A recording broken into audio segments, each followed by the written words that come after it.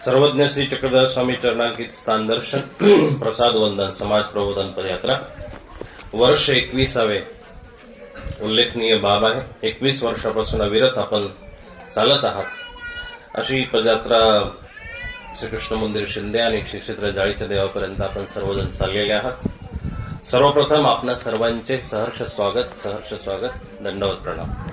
पदयात्रेला ज्यांच्या प्रांगणामध्ये आपण विसावा दिलाय, ज्यांच्या प्रांगणामध्ये आपण ठिकाण दिलंय, ज्या अन्नदात्याचं अन्नदान आपण सेवन करणार होता, असे किरण दादा या साधकांच्या विनंती खातीर आपण या ठिकाणी जमलेले आहोत। दाण्या दाण्यावरती नाव लिहिलेलं असतं। या ठिकाणी आवर्जून एक गोष्ट लक्षात घ्या, पदयात्रा तुम्ही करतायत पण पुण्य वाटत चाललेत। थोडं प्रत्येकाच्या दारामध्ये वाटत चाललेत। देवाला जात असताना लक्षात घ्या, कुणाचं खायचं आणि कुणाचं न खायचं हे ठरवून घेतलं पाहिजे। भाग्यवंताचं शीत तुमच्या धर्माला बळकणी देणार आहे, बळकट करणार आहे, पण अभागी माणसाचं आणि अधर्मी माणसाचं जर तुम्ही अन्न प्रवेशन केलं तर तुमचा घडलेला धर्म थोडा संपत जाणार आहे। म्हणून देवाला जात असताना नीट लक्षात घ्यायचं की ज्या ठिकाणी आपण कुठं मंदिरामध्ये दर्शनासाठी खेटीला कुठं देवाधर्माला जात असेल, हॉटेलांमध्ये खाणं टाळा। हॉटेलांमध्ये आपण रमत गमत तासभराचं मंदिर असतं, पण तासाभरामध्ये आपण अर्ध्या ठिकाणी हॉटेलांना भेटी दिलेल्या असतात। याचा चहा पी, त्याचं अन्न खाय, याचं अन्न खाय।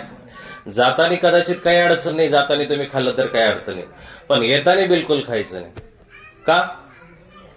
जे पुण्य संग्रह केला आपण, महिन्यातून एक वेळ काढलेला आहे, हप्त्याभरातून एक वेळ काढला, वर्षभरातून देवासाठी एक वेळ काढला, आणि वेळ काढल्यानंतर आपण तिथं पुण्य संग्रह केला, गुमटेरूप क्रिया घडली, आपण दर्शन घेतलं, ईश्वराला प्रार्थना केली, धर्म केला, आणि तो धर्म आपण घरी आपल्या घरी तशाच गाठोड्याच्या स्वरूपामध्ये कृपेच्या स्वरूपात घेऊन यायला हवा। पण तो आपण रस्त्याने आपल्या शोका खातीर, आपल्या हव्यासा खातीर, आपल्या टाइमपासा खातीर रस्त्याने प्रत्येकाच्या दारामध्ये आपण वाटत आला। भलेही त्या माणसाने तुमच्याकडून 4चे 10 रुपये घेतले असतील, पण दादा तुम्ही पुण्य करून आल्यामुळे तुमचं जे अंतकरण आहे ते अंतकरण काही काळासाठी पुण्यमय झालेले, पवित्र झालेले, आणि त्या पवित्र अंतकरणाचा वाटा, पवित्र कृत्याचा वाटा त्या माणसाला तुम्ही वाटत चाललेला। धर्मवान माणसाचं अन्न खाल्यानंतर तुम्हाला पुण्य लागणार आहे आणि तुम्हाला ताकद पण मिळणार आहे, पुढच्या पदयात्रेला यायची अशी इच्छा पण होणार आहे। पण पुढच्या पदयात्रेला जर याच्यातला एखादा गळला तर लक्षात घ्यायचं की कुठंतरी चूक घडलेली आहे। 21वी पदयात्रा ही खऱ्या अर्थानं परमात्म्याच्या चरणाला तुम्ही समर्पित असलेले सगळेजण, आणि मग अन्नाचा प्रभाव असतोच दादा, अन्नाचा प्रभाव असल्याशिवाय राहत नाही। महाभारताचं पूर्ण युद्ध अन्नाच्या प्रभावावरती झालेलं आहे। सगळं जे काही आतापर्यंत ज्या गोष्टी घडलेल्या ना, फक्त एखाद्या माणसाची नीतिमत्ता तुम्ही भ्रष्ट करायची असेल तर त्याला फक्त खाऊ पिऊ घाला, बस। खाऊ पिऊ घातल्यानंतर 4 चोर होते, रस्त्याने चालले आणि लुटमार केली। लुटमार केल्यानंतर आता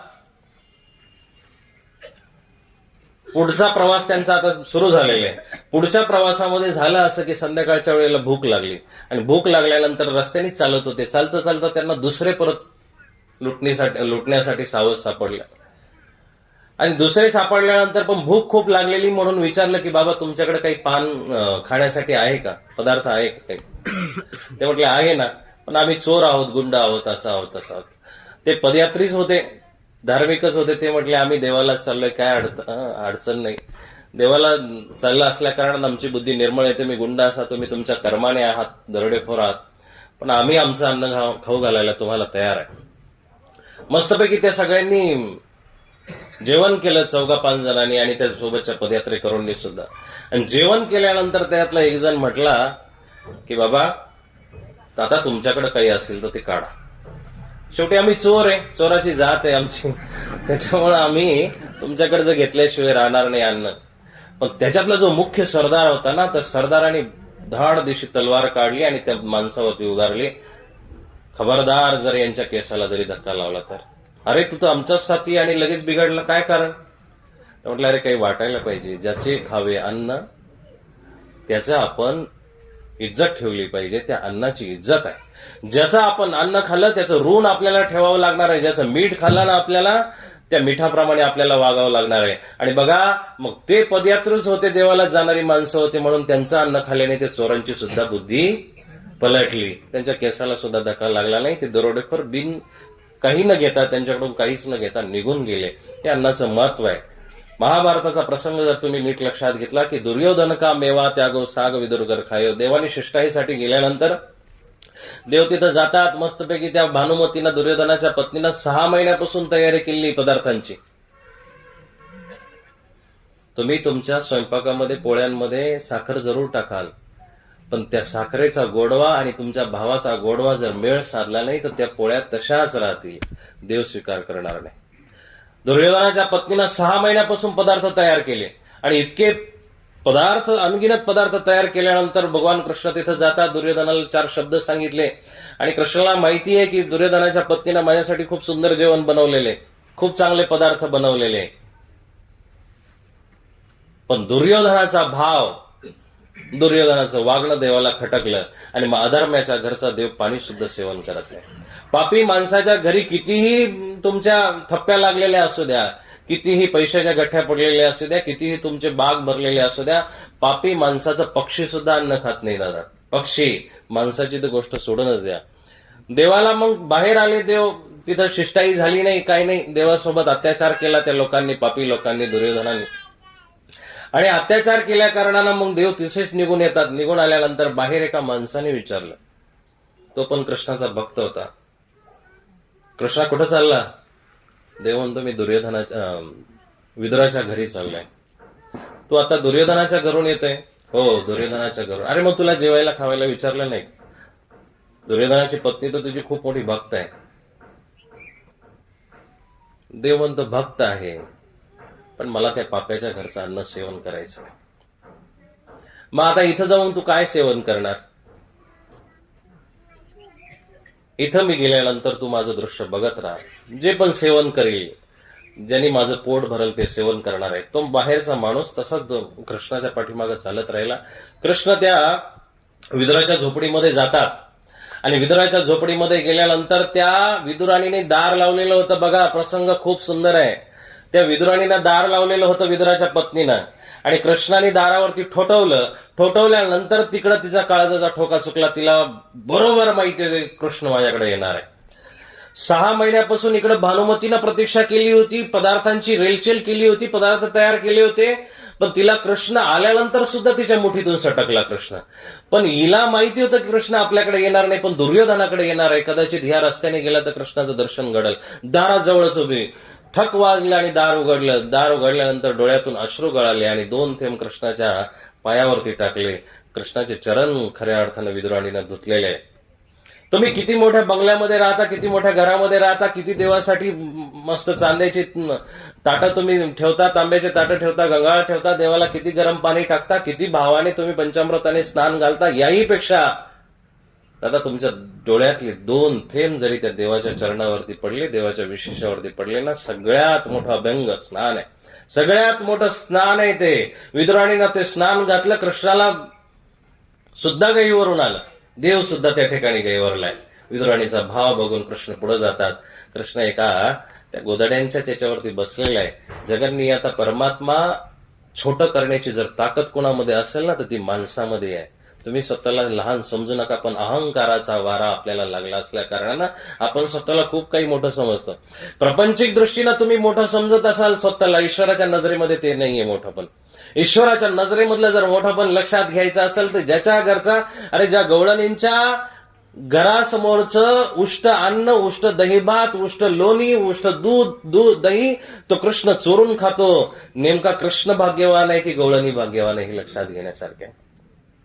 कृष्ण गवळणींचं अन्न खाण्यामध्ये स्वतःला भाग्यवान समजतो, पण ज्या गवळणींच्या घरचं कृष्ण अन्न खातो त्या गवळणी खऱ्या अर्थानं भाग्यवान आहे. त्या गवळणी खऱ्या अर्थाने भाग्यवान आहे. आणि मग विदुराणीच्या घरामध्ये गेले. देवाला बसायलाही काही नाही हो, बसायलाही काही नाही, बसायलाही काही नाही. बसला तरी देव बसला हो. भक्ताच्या वश, भगत के वश में है भगवान. भगत के वश, आपल्या भक्ताच्या वशामध्ये तो मुठीमध्ये असतो. बसल्यानंतर तो म्हणतो, विदुराणी काकी भूक लागलेली आहे, खूप वेळ झाला, दुर्योधनाकडे गेलो होतो, वृत्तांतच. पण विदुराणीनं अगोदरच तयार ठेवलेले, सगळं तयार ठेवलं. आली समोर एक पत्रवाळी घेतली, जंगलामध्ये राहत होते, ते तपस्या करत होते, त्या कारणानं त्यांच्याकडे काही ताटं नव्हते, वाटे नव्हते. समोर ती पत्रवळी ठेवली आणि पत्रवळी ठेवल्यानंतर दलिया म्हणजे गव्हाला जे आपण भगर म्हणतो किंवा लापशीचा जो गहू असतो तो काढलेला गहू, कण्या ज्या आहे तांदळाच्या आणि गव्हाच्या मिक्स केलेल्या कण्या, त्या कण्या विदुराणींना शिजून आणलेल्या आहे आणि शिजून आणल्यानंतर ते पत्रवळीवरती त्या पातळ कण्या टाकायला सुरुवात केली. बंधूंनो, लक्षात समोरचं दृश्य असं आहे की त्या पत्रवाळीवरती त्या विदुराणींना कण्या टाकल्यानंतर त्या पातळ असल्या कारणानं त्या पसरून जायला लागल्या आणि पसरून जायला लागल्यानंतर तो जगन्नियता अनंत ब्रह्मांड नायक परब्रह्म परमात्मा त्या कण्यांना आता सावरतोय. इकडून पळायला लागली, तिकडून पाण्यासारखं ते पत्रवाळीच्या बाहेर जायला लागला, अन्न तो सावरायला लागला. देवी देवतांनी तोंडामध्ये बोट घातलं. एवढ्या आकाशामधून देवी देवतांनी त्याच्याकडे आश्चर्यकारक दृष्टीनं बघितलं की जगाचा नियंता, सगळ्या जगाचा पसारा सांभाळणारा परमात्मा पण विदुराणीच्या पत्रवाळीतल्या कण्यांचा भाव त्याला सावरता येत नाही. इतका प्रचंड प्रेमळ भुकेचा तो देव आहे. त्याला तुम्हाला प्रेम वाढता आलं पाहिजे, त्याला वाढता आलं पाहिजे. म्हणून दुर्योधन का मेवा त्यागो साग विदुरगर खायो. आणि मग ते जेवण झालं, कसं तरी वरपून खाल्लेले. तुम्हाला सुदामाची कथा माहितीच असेल, तो आधाशीपणाने पोहे खातो. पण या विदुराणीच्या कण्या सुद्धा त्यांनी आधाशीपण्या खाल्ल्या आणि आधाशीपण्या खाल्ल्यानंतर अजूनही तो उपाशी आहे. सगळ्या जगाचा माता धाता पिता गतीर भरता प्रभू सगळ्यांचं भरण पोषण करणारा उपाशी आहे ना. काय त्याचा भाव आहे, काय त्याचं प्रेम असेल, काय त्याचं समर्पण आहे भक्तांप्रती. आपल्याला शिकायचंय. पदयात्रेतून ही जागृती करायची आहे. पायांना छाले पडू द्या,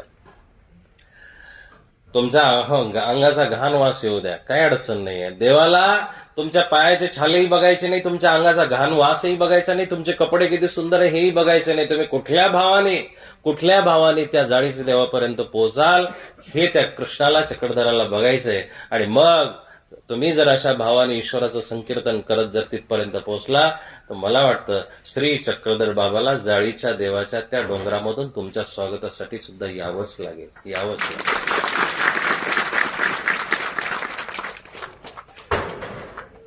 विदुराणीला देव म्हणतो, मी उपाशी आहे, पोट नाही भरलं माझं. तिच्या डोळ्यातले पाणी थांबायचं नाव घेत नाहीये. बघा ना, एखादा आवडीचा पदार्थ बनावा, समोर आपल्या पतीला, मुलाला, कोणाला तरी खाऊ घालावा आणि त्यांनी आदर्शीपणे त्या पदार्थावरती ताव मारत आणखी दे म्हणत राहावं. कृष्णाची गती तशी झालेली आहे. कालच्या भिक्षेमध्ये कुठंतरी विदुराला केळी भेटलेली होती. ती केळी विदुराणीनं उचलली आणि उचलल्यानंतर ती केळी खाऊ घालण्यासाठी विदुराणी बसलेली. कृष्णाचा थोडासा उंच आसनावरती बसलेला आहे आणि बसल्यानंतर आता ती विदुराणी त्याला केळी सोलून खाऊ घालण्यासाठी तयार आहे. केळी हातामध्ये घेतली, केळ सोललं, पण इतकी एकटक दृष्टी झालेली आहे, इतकी कृष्णाशी तल्लीन झालेली आहे. केळाचा गर खाली पडला, साल्ट कृष्णाच्या हातामध्ये दिलं आणि कृष्णाने सुद्धा अधाशीपणे ते खाल्लं. प्रचंड भक्तावरती विश्वास असलेला असा एकमेव परमात्मा जगामध्ये आहे. प्रचंड भक्तावरती विश्वास. विदुराणीच्या केळाचे साल्ट खाल्ले, एक संपलं, दुसरं संपलं, तेवढ्यात दार उघडल्या गेलं. विदुर बाहेरून आले आणि अरे त्या विदुराणीला बोलायला लागले, अरे पापिनी ते, अरे त्याला तू गर खाऊ घालायच्या नादामध्ये केळीचे साल्ट खाऊ घातले, काय मूर्खपणा आहे तो. आणि मग खाली ती बिचारी बघते, भांबवलेल्या अवस्थेमध्ये त्या केळांच्या घराला उचलते, पुसून काढते, पदराणी पुसून काढते आणि तो सुद्धा धुळीमध्ये माखलेला केळाचा गर सुद्धा कृष्ण खातो अधाशीपणे त्या घराला खाल्ल्यानंतर. मग कृष्ण आता तिथून बाहेर आला. वेळ आपल्याकडे थोडासा कमी आहे, तुम्हाला ऐकायला मजा वाटेल, पण पोटातली भूक सुद्धा तुम्हाला लागली असणार आहे. आम्हाला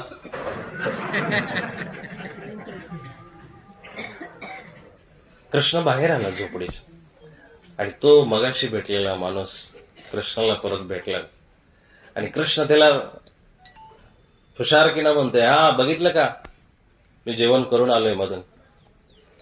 त्यांनी सुद्धा कृष्णाच्या चरणावरती लोळण घेतली, बाबा तुझ्या लीळा तुलाच कळू जाणे. अरे तिकडं तू मेवा त्यागून आला, इतके पदार्थ त्यागून आला आणि इथं आदर्शीपणे केळाची साल्ट काय खातोय, तर कण्या काय सावरतोय. तुझी लीळा खूप प्रचंड आहे.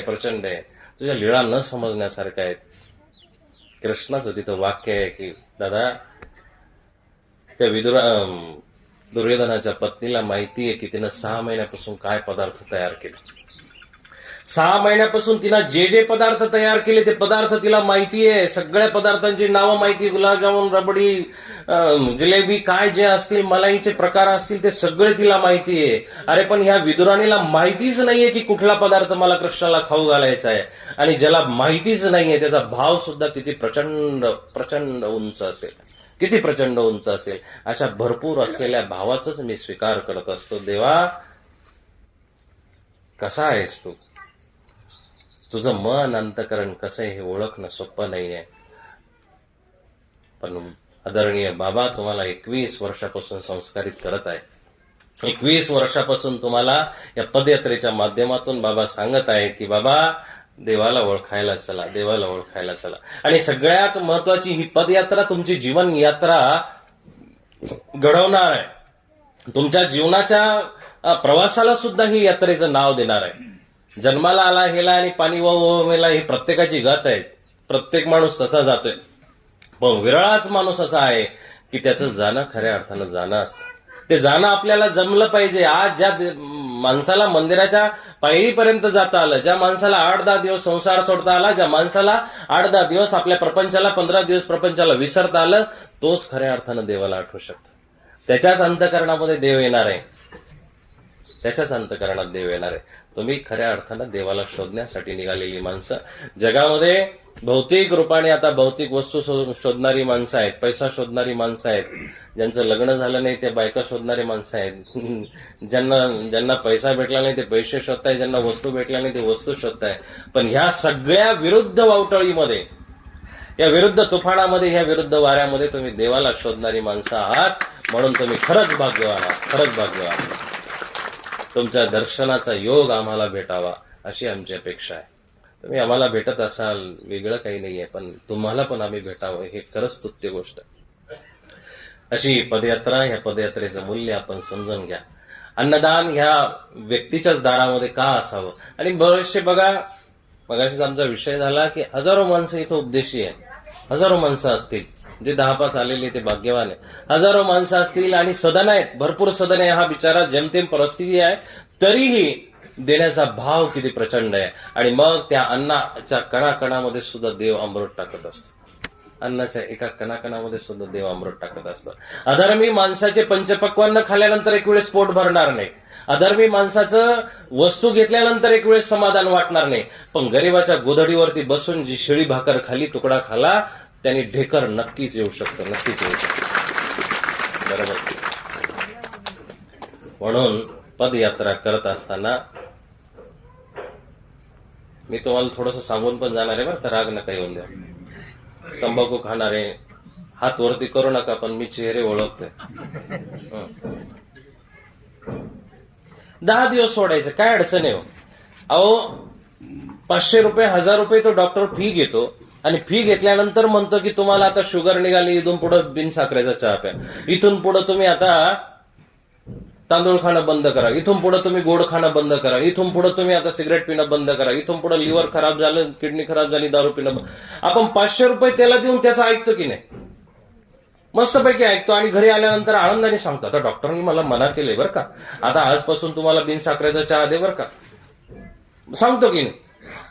आणि मग पाहुण्या रावळ्यांची इथं गेल्यानंतर मग पाहुणे रावळे सुद्धा आपला मान सन्मान ठेवतात. पाहुण्याला आता शुगर निघाली, त्याच्यामुळे आता त्याला गोड चहा चालणार नाही, आपल्याला साधाच चहा द्यावा लागतो. पाहुणे रावळे सुद्धा आपली इज्जत ठेवतात, बरोबर ठेवतात की नाही? अहो जगाच्या पाठीवरती तुमच्या सोयर संबंधामध्ये सुद्धा ज्यावेळेस तुम्हाला आजार निघतो म्हणून जपल्या जातं, त्या जगाच्या नियंत्याने आपल्याला जन्माला घातलंय आणि त्याच्यासाठी आपल्याच्यानी जर पथ्य पाळलं जात नसेल तर कसली थोतांड भक्ती आपण करतोय. आणि 8-10 दिवसासाठी न लेकरू जन्माला येत असताना वावडं चिवडं खात नाही ना बाय, पोटचा गोळा आहे म्हणून, दुसरं काही खाती नाही का, बाळाला त्रास येईल, पोटात गडगड होईल, अमकं होईल, तमकं होईल. तिच्या भावना असतात की माझं लेकरू खराब नाही झालं पाहिजे, त्याची प्रकृती खराब नाही झाली पाहिजे. एका मुलाला ज्यावेळेस तुम्ही जन्म देता आणि जन्म दिल्यानंतर त्याचं भविष्य पुढचं काय आहे ते माहिती नसताना सुद्धा तुम्ही त्याला प्राणापेक्षा जास्त जीव लावता की नाही? आणि धर्मही तसाच आहे दादा. धर्मही तुम्हाला प्राणापेक्षा जपता आला पाहिजे. आणि नका वर्षभर जपू, नका वर्षभर जपू, 6 महिने जपा, 6 महिने नसेल महिनाभर जपा. अरे कमीत कमी 15 दिवस पदयात्रेमध्ये आल्यानंतर तरी जपा, कमीत कमी जपा ना दादा. निघाल्याचं सार्थक झालं पाहिजे, निघाल्याचं सार्थक झालं पाहिजे. देव तेव्हाच तुम्हाला पुढं बोलवायला येणार आहे, तुम्हाला घ्यायला येणार आहे, तुम्हाला सामोरं येणार आहे, जेव्हा तुम्ही शुद्ध अंतकरणाने शुद्ध आचरणाने त्याच्यापर्यंत पोहोचाल. असभ्य आचरण काही कामाचं नाही. घरून तर निघाले आहे पण चिंता त्याच आहेत, ऊसाला पाणी द्यायचंय, गव्हाला पाणी द्यायचंय, अमक्यालाही द्यायचंय, तमका आला का रे, गाया धुतल्या का रे, अमकं केलं का रे, किती लिटर गेलं, काय गेलं, याचे पैसे आले का, त्याला दिले का, बंद आहे का? नाही ना. मग काय आता मला कान टोचायसाठीच बोलवले.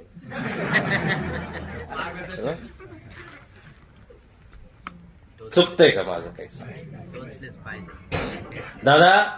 फक्त 20 दिवसासाठी निघायचंय ना.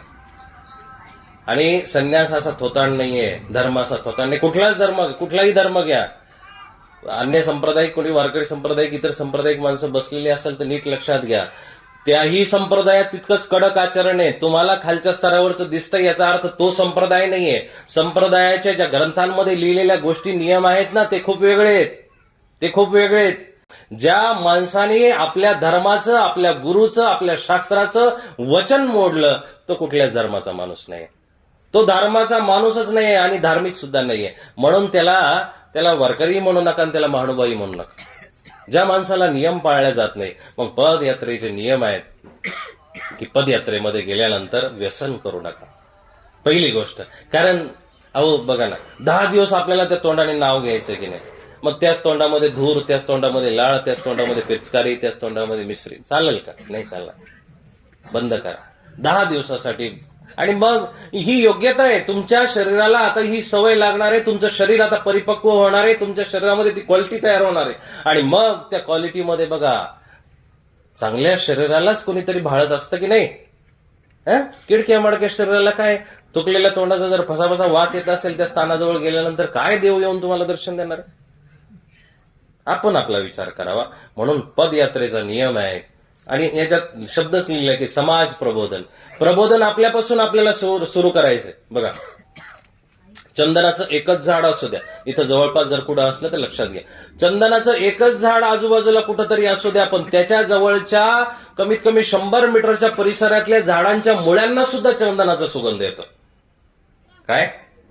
त्याच्या परिसरातल्या झाडांच्या मुळ्यांना सुद्धा सुगंध येतो. तुम्ही 100-200 जी माणसं आहात, ही माणसं जर सद्गुणांनी, सद्विचारांनी जर व्यापलेली, भरलेली असेल, तर मला वाटतं तुम्ही ज्या ज्या गावात आणि ज्या ज्या भक्ताच्या दारासमोर थांबाल ना, तिथं स्थाना इतकी आणि मंदिरा इतकी पवित्रता तुम्ही सोडून जा. त्या माणसाच्या दारामधून कुणी तिसरा माणूस जर आला तुम्ही गेल्यानंतर, तर त्याला असं वाटलं पाहिजे साक्षात परमात्मा इथं लोळून गेला की काय, साक्षात देव इथून लोळून गेला की काय, येऊन गेला काय, वाटलं पाहिजे ना. तर ती पदयात्रा आहे, तर ती पदयात्रा आहे. म्हणून पदयात्रेमध्ये तुम्ही सम्मिलित आहात, आनंदाची गोष्ट आहे. आम्ही अभागी आहोत की आम्हाला जमत नाही. मी दरवर्षी पदयात्रेला जात असतो, नुसता गप्पा मारत नाही, पण आम्ही पदयात्रेला जातो. पण नियम पाळणं होत असेल तितकं दिवस राहतो, ज्या दिवशी नियम तुटला त्या दिवशी घरी ईश्वराच्या भेटीला. मग बघा, संत तुकारामांचा खूप सुंदर अभंग आहे. कन्या सासुरासी जाये, मागे परतोनी पाहे, मागे परतोनी पाहे, कन्या सासुरासी जाये.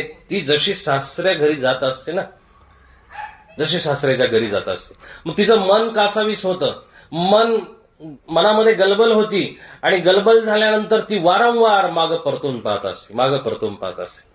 तशा त्या देवाच्या भेटीला तुम्ही तितक्या आतुरतेने गेलं पाहिजे.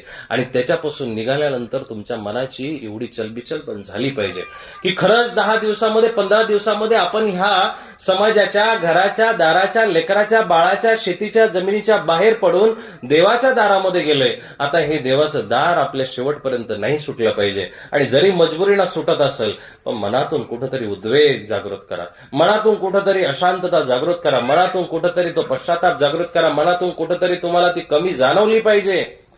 तर देव तिथून तुमच्या घरापर्यंत सुद्धा येणार आहे. तुम्हाला नुसतं देवाच्या भेटीला जायचं नाहीये, तुम्ही जर देवाच्या भेटीला चालत असाल तर तुमचं अर्धच ज्ञान आहे, मला असं वाटतंय. तुम्ही अर्ध्याच ज्ञानाने चालले आहात की देवाच्या भेटीला चालले, पण पूर्ण ज्ञान तुम्हाला मी सांगतो की तुम्ही देवाच्या भेटीला नाही, देव वापस आणायला पण चाललेले आहात. देव घेऊन यायला तुम्ही चाललेले, देव घेऊन यायला चालले. जाळीचा बाबा तुमच्या घरापर्यंत परत आला पाहिजे. मग आल्यानंतरच सुद्धा 2 शब्दामध्ये वागणं सांगतो ना, नाही का? आल्यानंतर एखादा माणूस जेलमध्ये गेला आणि जेलमध्ये गेल्यानंतर हजारातला एखादा असेल की जेलमधून आल्यानंतर सुद्धा तसाच वागेल. पण एकदा जेलमधून आल्यानंतर एकदम सरळ होतो. पहिला खूप गुंड होता, पहिला खूप दादा होता, पण जेलमधून जसा आला थोडीशी चपराक बसली की आता सरळ वागायला लागेल. मग सगळ्यांना नमस्कार आहे, रामराम आहे, दंडवत आहे, सगळ्यांनाच आहे. आल्यानंतर बदलतो की नाही? एक पापी माणूस, वाईट माणूस ज्यावेळेस साधारण जेलमधून वर्ष 6 महिने जाऊन येतो त्यावेळेस बदलतो. मग आपण आपल्या संसाराचं पाप घेऊन त्याच्या मंदिरामध्ये गेल्यानंतर तिकडून आपण बदलून आलं पाहिजे की जसंच तसं आलं पाहिजे? बदलून आलं पाहिजे की. मग घरी आल्यानंतर कोणी सासूबाई इथं असतील तर लक्षात घ्या, सुनेशी मुलगी म्हणून प्रेमाने वागा. कोणी बाप असेल तर तो लक्षात घ्या, पोराशी व्यवस्थित वागायला शिका, भावाशी व्यवस्थित वागायला शिका, आपल्या आईवडिलाशी व्यवस्थित वागायला शिका. आणि हाच खऱ्या अर्थानं तुमचा तो पदयात्रेचा प्रसाद आहे आणि तो प्रसाद तुमच्या घरापर्यंत पोहोचणार. हाच प्रसाद आपल्याला घेऊन यायचा, हाच प्रसाद आपल्याला घेऊन यायचा. ही पदयात्रा खऱ्या अर्थानं सार्थक तुमच्या जीवनाला करणार आहे. हीच पदयात्रा, आणि ही पदयात्रा तुम्ही करणारे कोणी नाहीये, मी करणारा कोणी नाही. सर्वज्ञ श्री चक्रधर स्वामींनी पदयात्रा केलेली आहे, भगवान गोपालकृष्णांनी पदयात्रा केलेली. जेवढे जेवढे अवतार झाले ना आतापर्यंत ते सगळे अवतार चाललेले आहेत. तुम्ही चालता नवल नाहीये.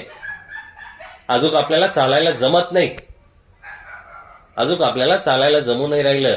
चालता जरूर येत असेल, पण चालता चालता बोलावं कसं हे जमत नाहीये. चालता बोलता कदाचित जमलं असेल, पण राहावं कसं, वागावं कसं, खावं कसं, हे सगळं आपल्याला शिकणं गरजेचं आहे. भगवद्गीतेनं जेवढ्या जेवढ्या तुमच्या अवस्था सांगितल्या त्या प्रत्येक अवस्थेला आपल्याला परमात्मा देता आला पाहिजे.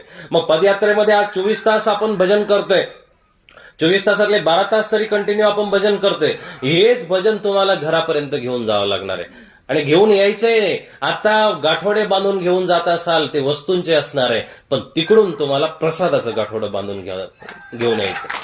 तिकडून तुम्हाला ईश्वराच्या प्रसन्नतेचं गाठोडं खऱ्या अर्थानं बांधून घेऊन यायचंय. आणि ते गाठोडं प्रत्येकाला जमलं पाहिजे. आणि मग जेवढ्या जेवढ्या अवतारांच्या यात्रा झालेल्या त्या अवतारांचं फलित बघा. सर्वज्ञ श्री चक्रधर स्वामी फक्त 8च वर्ष महाराष्ट्रामध्ये फिरले, पण त्याच्या अगोदर त्यांनी 12 वर्ष, कोणी म्हणतं 24 वर्ष, कोणी म्हणतं 48 वर्ष नुसतं पायी भ्रमण केलेले. कुठं कर्नाटक, कुठं तुंगभद्रा नदी, कुठं आंध्र प्रदेश, कुठं तेलंगणा, कुठं महाराष्ट्र, कुठं महाराष्ट्राचं नांदेड ते नाशिक हे टोक. आणि त्याही नंतर सर्वज्ञ उत्तरापंथीला सुद्धा पायी पायी जातात. सर्वज्ञांनी हा संदेश दिलेला आहे की बाबांनो, कमीत कमी तुमच्याकडे वस्तू असतील नसतील, पण तुमच्या पायाने तरी मंदिरात यायला शिका. पायाने तरी तुम्ही माझ्यापर्यंत पोचा. पण आपलं उलट आहे, इन पैरों से चल कर तेरे मंदिर कभी न आया, जहां जहां हो पूजा तेरी तुझको कभी न ध्याया. हे दाता मैं हार के आया, अब क्या हार चढ़ाऊं, मैली चादर ओढ़ के कैसे द्वार तुम्हारे आऊं. मळलेल्या शरीराला, मळलेल्या मनाला घेऊन आपल्या दरवाजापर्यंत पोहोचायचंय. पण ह्या मळलेल्या शरीराची, मळलेल्या मनाची, पापी मनाची आपल्याला लाज पण वाटली पाहिजे. आपल्याला घृणा आली पाहिजे की देवा, मागच्या वर्षी चुकीचं काम केलं होतं, मागच्या वर्षी वाईट काम केलं होतं आणि ते वाईट काम करून तुझ्यापर्यंत येऊ राहिलं, याची आपल्याला शरम पण वाटली पाहिजे. आणि मग तुम्ही पाप दग्ध अंतकरणातून, प्रायश्चित भरल्या अंतकरणातून, तुमच्या चुळबुळीत भरलेल्या अंतकरणातून कुठंतरी तिथं गेल्यानंतर, त्या देवावर जवळ गेल्यानंतर तुमचं अंतकरण गहिवरून जरी आलं, तुमच्या अंतकरणातून 2 अश्रू जरी त्याच्या चरणावरती तुम्ही टाकले, तर सर्वात मोठं स्नान आणि अभिषेक त्याला होणार आहे. सर्वात मोठं स्नान तुम्हाला करता आलं पाहिजे. पदयात्रेच्या मार्फत तुम्ही ह्याच गोष्टी खऱ्या अर्थाने शिकल्या पाहिजे. ही पदयात्रा मी तुमच्यासाठी शुभकामना करतो, परमेश्वराला प्रार्थना करतो की देवाने तुमच्याकडून आयुष्यभरापर्यंत ही पदयात्रा करून घ्यावी. तुमच्या शेजाऱ्यांना तुम्ही पुढच्या वर्षी आणखी पदयात्रेमध्ये घेऊन या.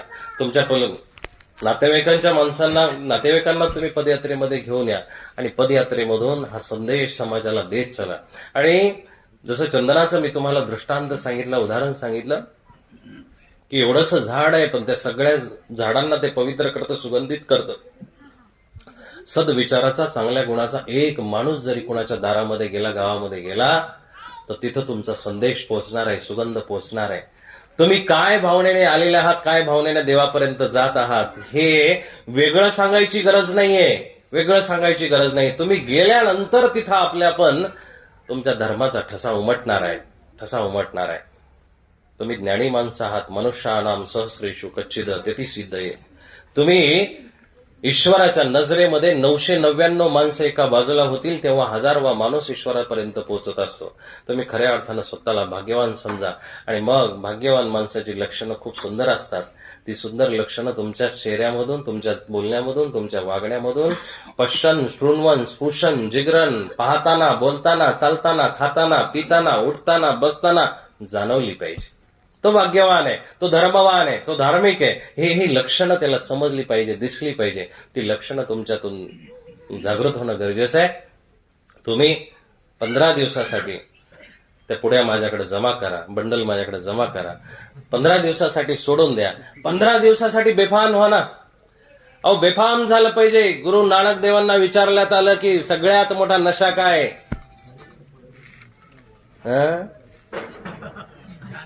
शांतता. तुमचं ऐकायचंय, मला भेटतो मी परत. गुरु नानक देवांना विचारण्यात आलं की सगळ्यात मोठा नशा जगाच्या पाठीवरती काय असेल? नानक देवांचं एक वाक्य आहे, सिखांचे गुरु, धर्मगुरु. नाम खुमारी नानका चढी रे दिन रात. नामाची खुमारी म्हणजे नामाची नशा इतकी जबरदस्त आहे. एकदा जर नशा तो चढला ना, देवाचं नावच तोंडातून निघत नाही. ते हरी हरी हरी हरी तुमच्या तोंडामध्ये बसलं पाहिजे. चक्रधरा म्हणता. आणि मग श्वास पर नाम जप प्रथा श्वास मत खोय. प्रत्येक श्वासाला तुम्ही जर परमात्म्याच्या अधीन केलं ना, तुमचा एक श्वास सुद्धा वायाला जाणार नाही. प्रत्येक गोष्टीची किंमत आहे ना, प्रत्येक गोष्टीची किंमत आहे. लोखंडाचं आणि सोनाराचं उदाहरण सांगतात की लोखंडाच्या दुकानासमोर असे हजारो खिळे पडलेले असतील, हजारो स्टीलचे लोखंडाचे तुकडे पडलेले असेल, त्याला काही किंमत नाहीये, तसेच पडलेले असतील. पण सोनाराच्या घरामधला, सोनाराच्या दुकानामधला कचरा सुद्धा मौल्यवान आहे. तुमचं जीवन तुम्हाला मूल्यवान करता आलं पाहिजे. आणि ज्याच्या अंतःकरणामध्ये परमात्म्याचं नाम आहे, देवाचं नाव आहे, चक्रधराचं नाव आहे, त्याचं अंतःकरण मला वाटतं कुद्रपद्र असायला नाही पाहिजे. त्याचं अंतःकरण घाणीनं भरलेलं असायला नाही पाहिजे. त्याचं अंतःकरण द्वेषाने, कामाने, क्रोधाने भरलेलं नसावं. हे नामवंताचं लक्षण आहे. म्हणून तुम्ही नामवंत असाल, तुम्ही नाम घेणारे असाल, परमात्म्याच्या चरणाजवळ जर पोहोचणारे असाल, तर खऱ्या अर्थानं तुमचं वागणं, बोलणं आता घरी आल्यानंतर आपल्याला बदलावं लागेल. आणि पदयात्रेमध्येही सुद्धा बदलावं लागेल. पदयात्रा शांत बुद्धीने करता आली पाहिजे.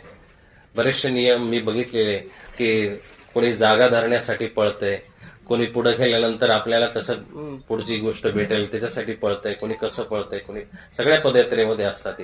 पण नाही, तुमच्यामध्ये सगळ्यात मोठा संयम जागृत झाला पाहिजे. भेटेल तर न भेटेल, अथवा भेटू पण नाही, काय अडचण नाही. मला नाही भेटलं तरी चालेल, पण त्या देवाच्या दारापर्यंत मला पोहोचायचंय. आणि मग तुमची व्यवस्था करणारा माणूस कोणी तुमची व्यवस्था विसरून गेला असेल, पण तुमची व्यवस्था करायला तिथं परमात्मा तुमची व्यवस्था लावायला येईल. देव तुमची व्यवस्था लावायला तिथं येणार आहे. तुमची व्यवस्था त्या माणसाकडून विसरली असेल तरी काही हरकत नाही, देव तुमची व्यवस्था लावेल. तुमचं ताट समजा विसरलेलं असेल, तुमच्या जेवणापर्यंत चपाती पोहोचली नसेल, तर ते देवाला काळजी आहे. आणि स्वामी म्हणतात की एकदा नाही मिळालं, दोनदा नाही मिळालं, तिसरा दिवस असा नाहीये, तो कधीच वान जाणार नाही, खाली जाणार नाही. तिसऱ्या दिवशी तरी तुम्हाला मिळेलच. प्रतीक्षा तर करा केली पाहिजे. तोडक्या मोडक्या प्रपंचासाठी आपण अहोरात्र झिजतो. 50व्या वर्षी गुडघे वाजायला सुरुवात होतात, कमर दुखायला सुरुवात होतात, केस पांढरे होतात. त्यावेळेस आपण म्हणतो की एवढा प्रपंच केला, एवढं जमवलं, शून्यातून कमवलं म्हणून माझा अशी अवस्था व्हायला लागली. अरे शून्यातून ते कमवता तुम्ही त्याच्यातून काहीच कमवलेलं नाहीये, त्याच्यामध्ये तुमची मातीच होणार आहे. पण ते कमवता जर परमार्थाचं तुम्ही देवाचं नाव जर सोबत ठेवलं, तर ह्या मातीमध्ये सुद्धा तुमचं सोनं होणार आहे. या मातीमध्ये सुद्धा तुमचं सोनं झाल्याशिवाय राहणार नाही. म्हणून 2-4 गोष्टी जीवनामध्ये बदला. की पदयात्रा करत असताना व्यसनांपासून लांब राहा, दुसरी गोष्ट, जिभेनं सुंदर बोला, वाणीनं चांगलं बोला, कानाने भरपूर ऐकायचंय. आता 10 दिवसामध्ये इतकं ऐकायचंय ना की महिना 2 महिने नव्हे, पुढच्या पदयात्रेपर्यंत हे मटेरियल पुरलं पाहिजे आपल्याला. पुढच्या पदयात्रेपर्यंत आपल्याला पुरलं पाहिजे हे ज्ञान. इतकं ऐकायचंय. बघायचं सुद्धा इतकं आहे की शोधायचं आहे, परमात्मा शोधायचा आहे. अणु रेणूमध्ये तो व्याप्त आहे. शोधा फक्त. आपण शोधत नाही, आपण फक्त त्या मंदिरापर्यंत पोहोचण्याचा ध्यास धरलेला आहे. पण इथं पदयात्रेमध्ये 10 दिवसामध्ये आपली भांडणं पण होत आहेत, चुकीच्या गोष्टी पण होत आहेत, टंगळमंगळ पण होतीये, मनोरंजन पण होतंय, मोबाईल पण चालतोय. मोबाईलने खऱ्या अर्थानं नुकसान तुमचं केलेलं आहे. मोबाईलने तुमचं नामस्मरण थांबणार आहे. म्हणून 10 दिवसामध्ये मी म्हणत नाही वापरू नका, चला समाजाची गरज आहे. तुमचा प्रपंच तुम्ही सोबत पण आणलेला आहे आणि तिथं पण ठेवलेला आहे. ती माया आहे, नाही तुटत सहजासहजी. पण दिवसभर त्याला बंद ठेवा ना, दिवसभर त्याला फ्लाईट मोडवरती ठेवा. बायकोलाही कळू द्या की खरंच आपला नवरा पदयात्रेला गेलेला आहे. तिला जर जेव्हा आठवण येईल तेव्हा तुमची रिंग वाजते, अर्ध्या रिंगमध्ये तुम्ही कॉल उचलता आणि मस्तपैकी गप्पा मारत बसता. अरे गेलं सगळं पाण्यामध्ये, काय राहिलं? काहीच राहिलेलं नाहीये. नातवांची आठवण येते कडकडून, मी तुला खाऊ आणतो, गाडी आणतो, अमकं आणतो, तमकं आणतो, यात्रेतून काय काय आणायचं, बबल्यान पप्प्या. अरे कशाला करता येईल? काहीच करायची गरज नाहीये दादा. तुमच्या अंतकरणामध्ये इतकी तडप उठली पाहिजे ना. एखाद्या माणसाला पायाला ठेस लागल्यानंतर त्याला जेवण गोड लागत नाही दादा, त्याला पंचपक्वान्न समोर असले गोड लागत नाही, त्याच्या अंगावरचे अलंकार सुंदर वाटत नाही, त्याची साडी सुंदर वाटत नाही, कपडे सुंदर सदैव दीत लक्ष त्या ठेसेकडे, पायाकडे. तुमच्या हृदयाला परमात्मा दूर गेल्यामुळे ठेस लागली नाही का हो? देव भेटत नाही म्हणून तुमचं अंतकरण दुखत नाहीये का? मग जर दुखत असेल तर ती ठेस, ती बळबळणारी जखम तुम्हाला स्वस्थ कशी काय बसून देते, शांत कशी काय बसून देते? म्हणून त्याच्याविषयी आरती ठेवा, डोळ्यातून 2 थेंब तरी त्याच्यासाठी पाणी गाळा, परमात्म्याला भजा. आणि मग तो परमात्मा, तो जाळीचा बाबा तुम्हाला नक्कीच 2 पावलं पुढं बळगायला येणार आहे, तुम्हाला न्यायला येईल आणि वाजत गाजत तुम्ही त्याचं दर्शन नक्कीच कराल ही अपेक्षा व्यक्त करतो.